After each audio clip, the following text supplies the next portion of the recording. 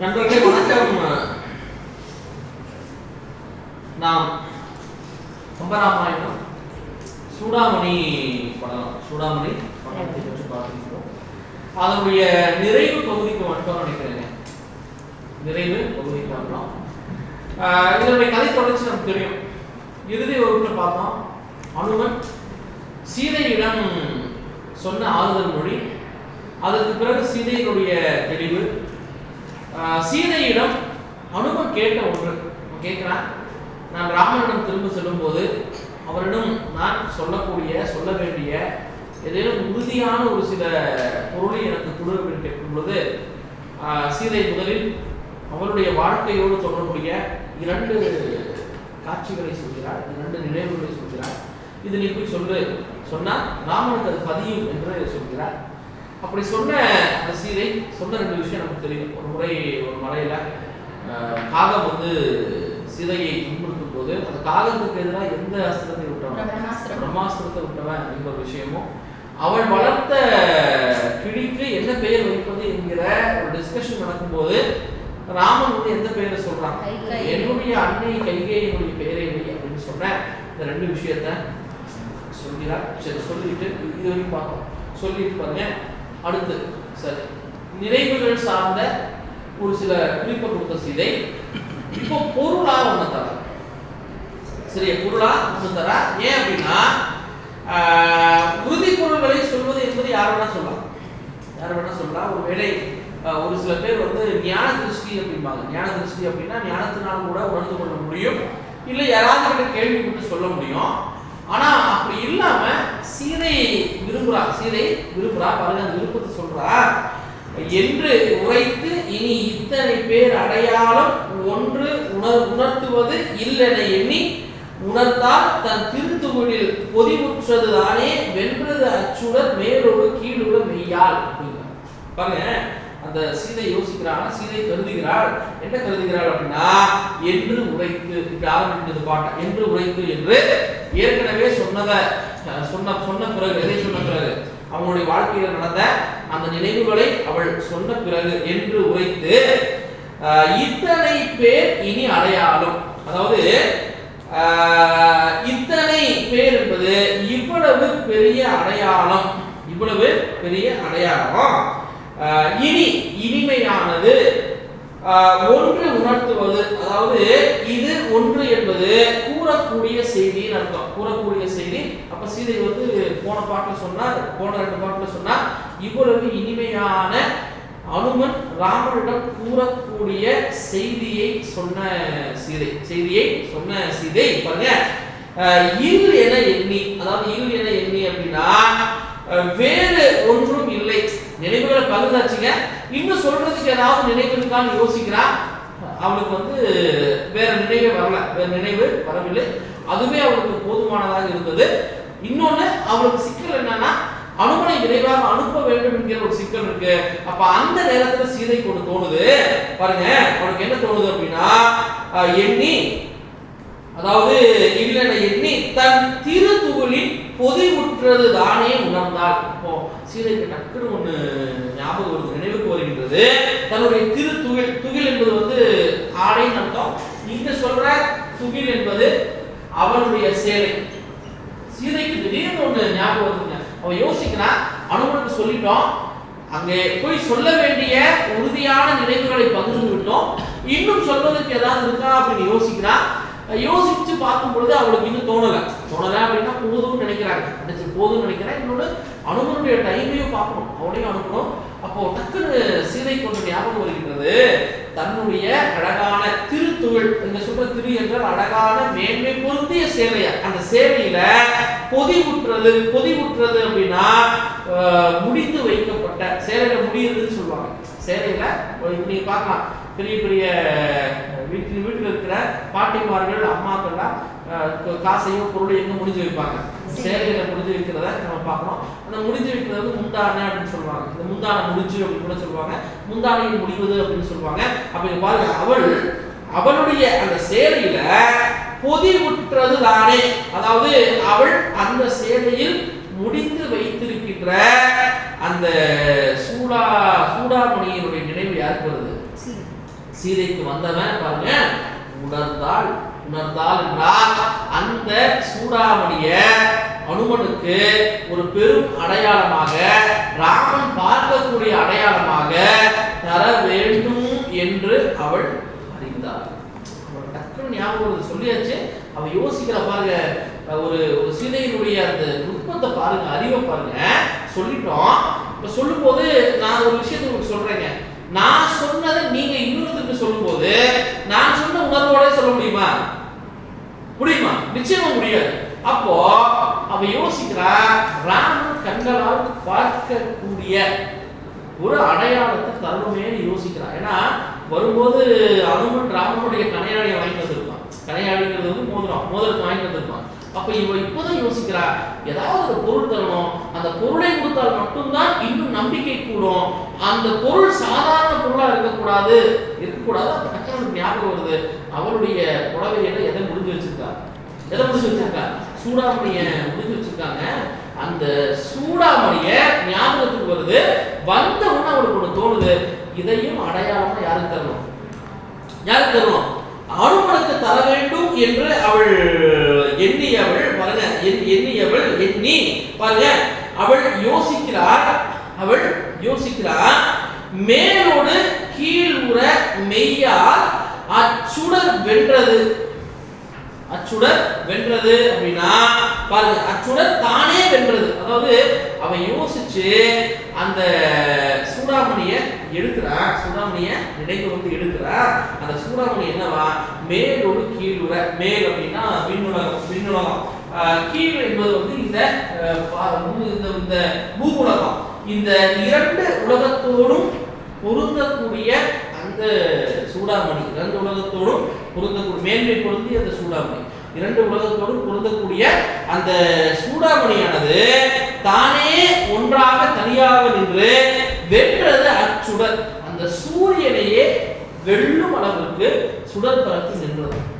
சூரியன் எதையே வெல்லும் அளவிற்கு தானாக நின்ற தனி சாதாரண மணிங்க. சூடாமணின்னு ஒண்ணுமே கிடையாது. நெத்தி சுட்டி தான் சூடாமணி. இது நெத்தி சுட்டி இருக்குல்லங்க, அதுதான் சூடாமணி அப்படின்னு சொல்லுவாங்க. அதை சொல்ற பாட்டு அதுக்கான விளக்கத்தை தரேன். அதாவது அந்த சூடாமணி விண்ணுக்கும் மண்ணுக்கும் அந்த விண்ணையும் மண்ணையும் இரண்டையும் இணைக்கின்ற விண்ணுலகம் மண்ணுலகம் இரண்டிற்கும் பொருந்தக்கூடிய மேன்மை கொண்ட அந்த சூடாமணி அது தனியாக நின்று அதனுடைய வெளிச்சம், அதனுடைய திருவொளி எதை வென்று நின்றுதான்? சூரியனை வென்று நின்றது. என்ன காரணம்னா, பின்னாடி ஒரு பாட்டுல வரும்போது நான் சொல்றேன், ராவணனுக்கு பயந்து சூரியனே இலங்கைக்கு வர்றது. இலங்கைக்கு யார் வர்றது இல்லையா? சூரியன் வர்றது இல்லையா? அப்ப இந்த இடத்துல சூரியனுடைய அந்த ஒளிய எது கொடுத்ததா? அப்போ சூரியனை, ஏன்னா சூடாமணிக்கு நிகரா யாரும் இல்லை. ரெண்டு பேரும் நிறுத்த வச்சு ரெண்டு பேரும் யார் அழகுன்னு நீங்க கம்பேர் பண்ணலாம். இங்க சூடாமணிக்கு நிகரா யாரும் இல்லை, போட்டிக்கு ஆளே இல்லைங்க.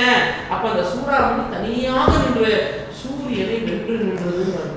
ஆச்சரியம். ரொம்ப அற்புதமான ஒரு விஷயத்தை பதிவு செஞ்சுட்டு பாருங்க. அடுத்தது பாருங்க, இந்த பாட்டு நகருது.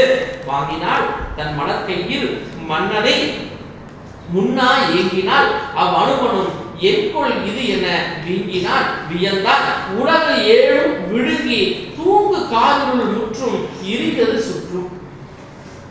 பார்த்து அந்த சூடாமணிய அந்த சீதை எடுக்கிறான் பாருங்க. தன் மலர்க்கையில் சீதையினுடைய மலர் போன்ற கையா, சீதையினுடைய மலர் போன்ற அந்த கையால அந்த சூடாமணி வாங்கினாள் என்றால் எடுத்தால் அர்த்தம். வாங்கினாள் என்றால் இந்த இடத்துல என்ன அர்த்தம்? வாங்குறதுடைய எடுத்தா.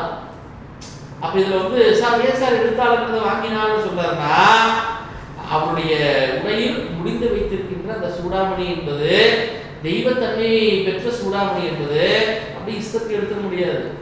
அதனுடைய அனுமதியோட எதை வாங்கணும்? அனுமதி வாங்குவது அப்படின்னு சொல்லுவாங்க இல்லைங்க. பாருங்க, எடுத்துட்டு பாருங்க, எடுத்தார் சூடாமணியை எடுத்தவள் மன்னனை முன்னா ஏகினாள்.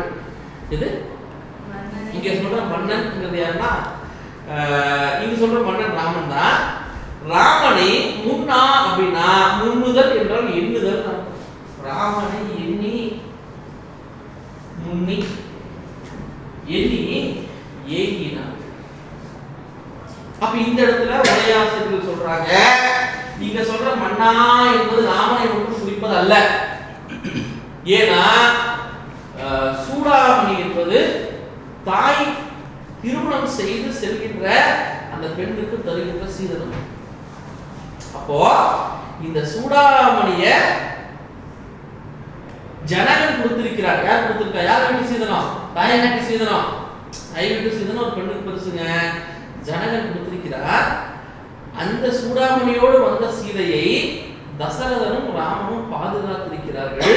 அப்ப இந்த இடத்துல மன்னா என்பது அந்த மூவரையும் குறிக்கும் அப்படிங்கிற ஒரு சொல்லுது. யார் யாரை குறிக்கும்? ஜனகனையும் குறிக்கும், ராமனையும் குறிக்கும், தசரதனையும் குறிக்கும். அவ்வளவு பாதுகாப்பான ஒரு இடத்துல தாய் வீட்டு சீதனம் சொல்லுவாங்கல்ல, பெருசுங்க, ஒரு பெண்ணுக்கு மிகப்பெரியது. அப்ப அதை எண்ணி அவள் ஏங்கினால் அனுபவம் இதை அப்படியே பார்த்துட்டு இருக்க அனுமன். அந்த அனுபவம் என் கொள் இது என்ன, இது என்ன, இது கையில வச்சிருக்காங்க, என் கொள் இது, அதாவது சீதை தன்னுடைய கையில் வைத்திருக்கின்ற இது ஏதோ பார்த்து ஏங்குறாளே, இதை பார்த்து ஏங்குறாங்களே அப்படின்னு அதை பார்த்து அவன் உடல் பூரித்தான், வீங்கினான். வீங்கினான் என்ன அர்த்தம்?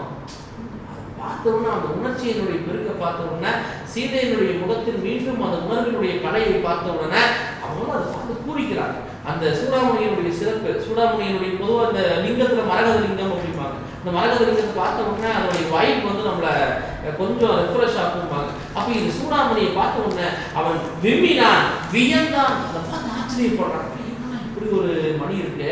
சூடாமணி பொதுவாக எப்படி இருக்குமா? நடுவில் ரத்தினக்கள் பதிக்கப்பட்ட ஒரு பதக்கம் போல இருக்கும். நெத்திச்சுடி எப்படி இருக்குங்க? எப்படி இருக்கும்? பதக்கம் இருக்கும். நடுவில் ரத்தினக்கள். எனக்கு இதை படிச்ச உடனே ஞாபகம் வருது. தமிழ்ல வந்து ஒரு படம் வந்ததுங்க, மரகத நாணயம் ஒரு படம். அதுக்கு கூட நாணயம் அப்படிதான் இருக்கும். சரியா? அப்போ பாருங்க, வியந்தான் உலகு ஏழும் விழுங்கி தூங்கு. அதாவது அப்ப அந்த மணி எடுத்து சீதை எடுத்து கையில வச்ச உடனே ஏழு உலகையும் விழுங்கி, ஏழு உலகையும் விழுங்கி தூங்குகின்ற கார் இருள் ஒன்றும். அதாவது அவ அந்த சூடாமணியை காட்டின உடனே பாருங்க, அந்த அனுமனுடைய அவனுடைய அந்த ரியாக்ஷன் இருக்குல்ல, பூரிக்கிறான், வீங்கினான். அதற்கு பிறகு அதை பார்த்து ஆச்சரியப்படுறான். அந்த கல்லிலிருந்து, அந்த சூடாமணியிலிருந்து படர்ந்த அந்த ஒளி என்ன பண்ணுச்சான்?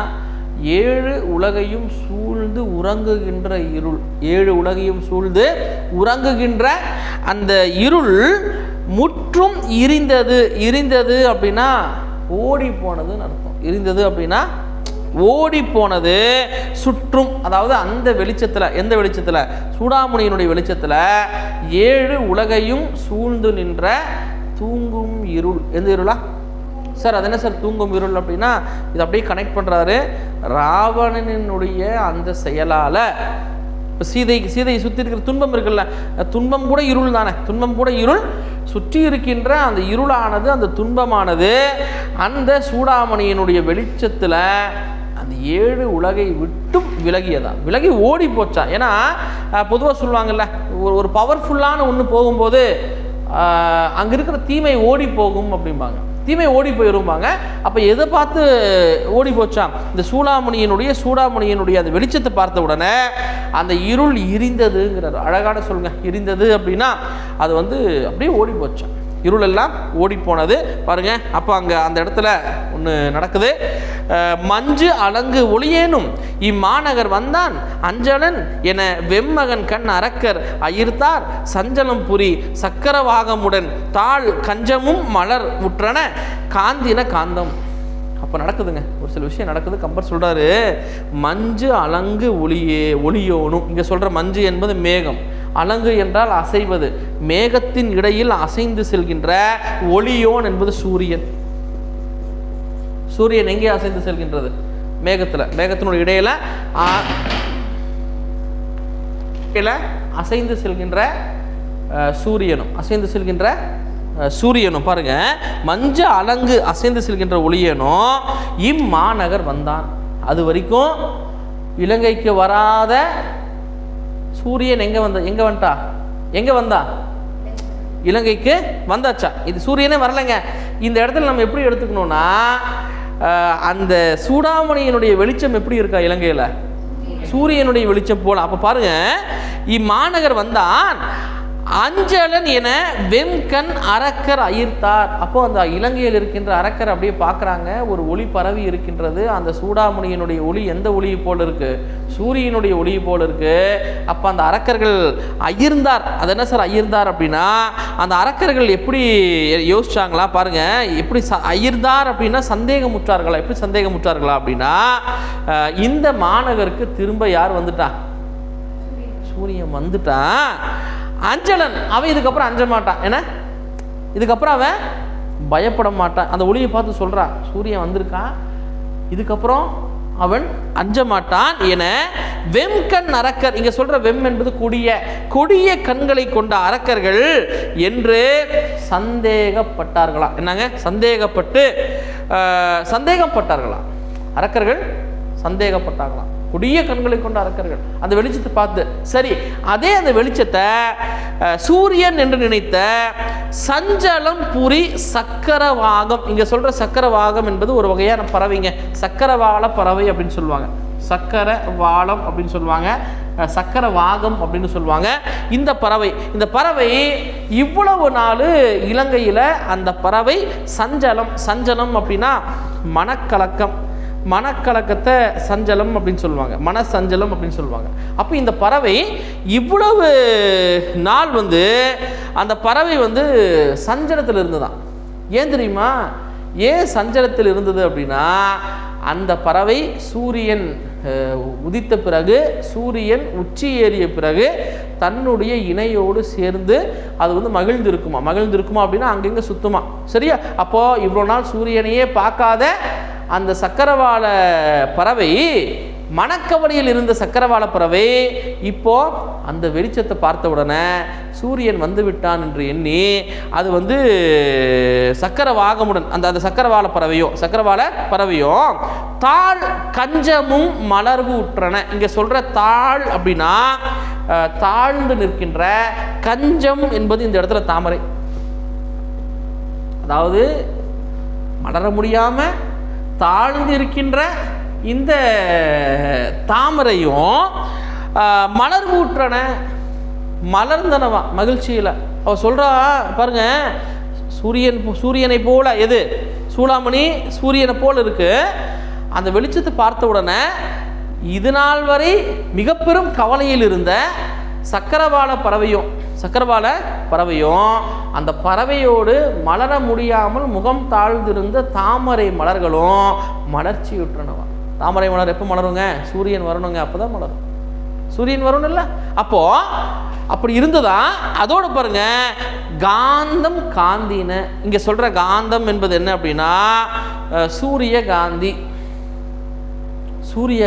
மலர்கள் காந்தின அப்படின்னா அது மலர்ந்து காந்தின அதனுடைய ஒளியை வெளிப்படுத்தியதா. சூரியகாந்தி மலரினுடைய ஒளியை அது மலர்ந்து ஒளிர்ந்ததா. மலர்ந்து சூரியனே வரல, எதனுடைய வெளிச்சம்? சூரிய வெளிச்சத்து போல இருந்ததா. இத்தனை விஷயங்கள் நடக்குதுங்க இலங்கையில். பாருங்க, திரும்ப சொல்றேன். அதாவது அரக்கர்கள் நினைக்கிறாங்க, எப்படிப்பட்ட அரக்கர்கள்? கொடிய கண்களை கொண்ட அரக்கர்கள் நினைக்கிறாங்க, சந்தேகப்படுறாங்க. மேகங்களுக்கு இடையில் தவழ்கின்ற அலைந்து செல்கின்ற சூரியன் திரும்ப எங்க வந்துட்டா? அவ இதுக்கப்புறம் பயப்பட மாட்டா அப்படின்னு நினைச்சாங்களா? இதுவரை சூரிய வெளிச்சத்தை காணாமல் தன்னுடைய இணையோடு மகிழ்ந்திராத சக்கரவாள பறவையும் மலரவே முடியாமல் தாழ்ந்திருந்த தாமரையும் மலர்ந்தது. சூரியகாந்தி மலர்கள் மலர்ந்து ஒளிர்ந்தன. இந்த குறியீடுகள் எல்லாமே சீதை விரைவில் மீட்கப்படுவதற்கான குறியீடாக நமக்கு காட்டுறாருங்க. அந்த இடத்தை சூழ்ந்திருந்த